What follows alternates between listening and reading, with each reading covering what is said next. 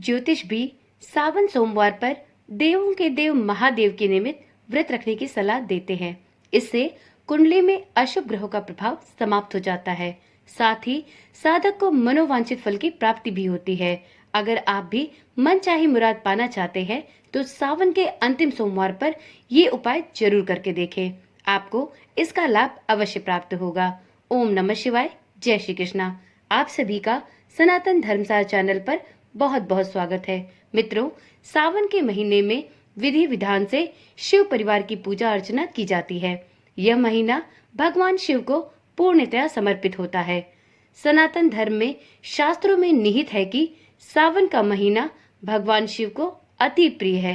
इसके लिए सावन महीने में भगवान शिव माता पार्वती संग पृथ्वी लोक पर आते हैं। अतः सावन के महीने में वातावरण शिवमय हो जाता है। शिव भक्त पूरी श्रद्धा भाव से महादेव की पूजा उपासना करते हैं। साथ ही सावन सोमवार पर व्रत भी रखे जाते हैं। ज्योतिष भी सावन सोमवार पर व्रत रखने की सलाह देते हैं। इससे कुंडली में अशुभ ग्रहों का प्रभाव समाप्त हो जाता है। साथ ही साधक को मनोवांछित फल की प्राप्ति भी अवश्य होती है। तो आज की वीडियो में हम एक ऐसे उपाय के बारे में जानेंगे जिसको यदि आप सावन के अंतिम सोमवार पर करते हैं तो आपकी अभिलाषित इच्छा पूर्ण होती है। मित्रों, अगर किसी की शादी में बाधा आ रही हो या बहुत समय से प्रयास किया जा रहा हो परंतु विवाह के योग नहीं बन रहे तो सावन के अंतिम सोमवार पर स्नान ध्यान करने के बाद केसर मिश्रित दूध से देव के देव महादेव का अभिषेक करें। इस उपाय को करने से विवाह में आ रही बाधाएं दूर होती हैं। साथ में आपकी कुंडली में विवाह के योग भी बनने लगते हैं। तो चलिए जानते हैं अगला उपाय।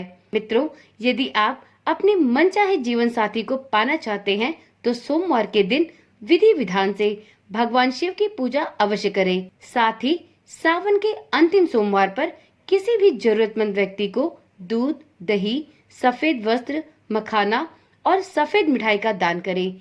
इस उपाय को करने से भगवान शिव अति प्रसन्न होते हैं और उनकी कृपा साधक पर भी बरसती है। अगले उपाय में सावन के अंतिम सोमवार पर भगवान शिव का पंचामृत से अभिषेक करें। साथ ही महादेव को 5 नारियल भी अर्पित करें। इस समय ओम सृष्टिकर्ता मम विवाह कुरु कुरु स्वाहा मंत्र का जाप करें।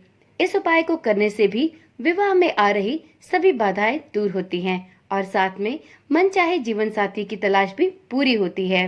अगर आपकी शादी में बाधाएं आ रही हैं तो सावन के अंतिम सोमवार पर स्नान ध्यान करने के बाद सबसे पहले मां पार्वती को सिंदूर अर्पित करें। मां पार्वती को अर्पित सिंदूर से अपने माथे पर तिलक लगाएं। इस समय ओम श्री वर प्रदाय श्री नमः मंत्र का जाप भी अवश्य करें। ज्योतिषों की माने तो सावन सोमवार पर दान करना सबसे शुभ होता है। इसके लिए सावन के अंतिम सोमवार पर विवाहित महिलाओं को हरी चूड़ियां दान करनी चाहिए। आप हरे रंग की साड़ी भी दान में दे सकते हैं। इस उपाय को करने से विवाह में आ रही बाधाएं दूर होती हैं। अगले उपाय में यदि आप अपने जीवन साथी से दुखी हैं, आपके विवाह में तनाव और समस्याएं बनी रहती हैं तो आप सावन के अंतिम सोमवार पर 16 श्रृंगार की वस्तुएं किसी जरूरतमंद स्त्री को दान करें। यदि आप सावन के अंतिम सोमवार पर श्रृंगार की वस्तुएं दान करते हैं तो आपके और आपके पति के बीच में चल रही सभी तनाव और समस्याएं दूर हो जाती हैं। तो इस प्रकार से ये कुछ छोटे छोटे से उपाय हैं जिन्हें आप सावन के अंतिम सोमवार पर करके देव के देव महादेव से अपनी सभी इच्छाएं पूर्ण करा सकते हैं। तो चूकिए नहीं, इस सावन के अंतिम सोमवार पर अपनी समस्या के अनुरूप उपाय को जरूर अपनाएं और अपनी मनोवांछित इच्छा को पूर्ण करें। तो चलिए आज की वीडियो यहीं पर समाप्त करते हैं। कल मिलते हैं एक नई वीडियो, एक नई जानकारी के साथ।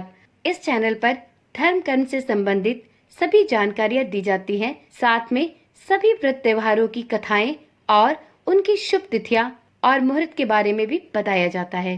यदि आप इस प्रकार की वीडियोस देखना पसंद करते हैं तो इस चैनल को अभी ही सब्सक्राइब कर ले और साथ में नोटिफिकेशन बेल को ऑन करना भी ना भूलें, जिससे इस चैनल पर डाली जाने वाली सभी वीडियोस की सूचना आपके पास पहुंचती रहे।